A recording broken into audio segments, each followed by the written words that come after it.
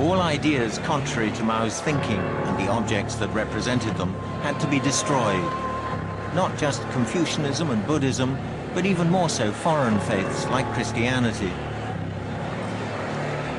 Throughout the country, churches were closed, clergy unfrocked, religious symbols smashed. The statue of the Virgin Mary was replaced by a portrait of Mao. One form of worship gave way to another. It has to become a better world, and of course it didn't. It became a much worse world.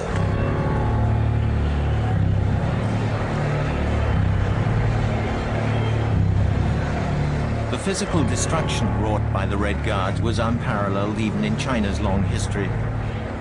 Monasteries all over the country, as far away as distant Tibet, were ransacked and razed to the ground. The most important sites, like the Forbidden City, were protected on the orders of Zhou Enlai. But elsewhere, Mao's stormtroops had free rein.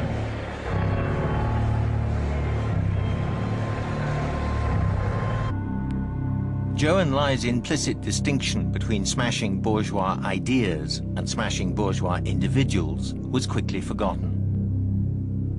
Over the next few weeks, tens of thousands of people in Beijing were harangued and severely beaten. Many hundreds died. I can remember as though it were yesterday watching a group of strongly built students, including some of my own classmates, boys who practiced martial arts, jump up onto the platform. 1928, until he dared to criticize the chairman's Great Leap Forward, was dragged out and publicly vilified. To his Red Guard accusers, Peng was a three antes element: wasteful, corrupt and bureaucratic, disloyal to Chairman Mao.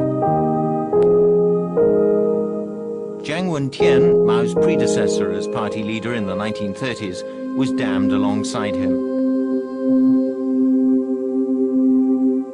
Both men had devoted their lives to the Chinese Revolution. Now, they have no rights. It was undergoing a slow descent into hell. The highest-ranking victims were brought out for public humiliation before mass meetings in a football stadium. They wore placards around their necks with their names crossed out like common criminals awaiting execution. Wu Han was a playwright, one of whose works angered Mao. The chairman used it as a pretext to overthrow Wu's patron, the mayor of Beijing, Peng Zhen. The purge he'd set in motion would eventually claim other victims, still higher in the chain of command. Meanwhile, Peng and his colleagues were left to twist in the wind.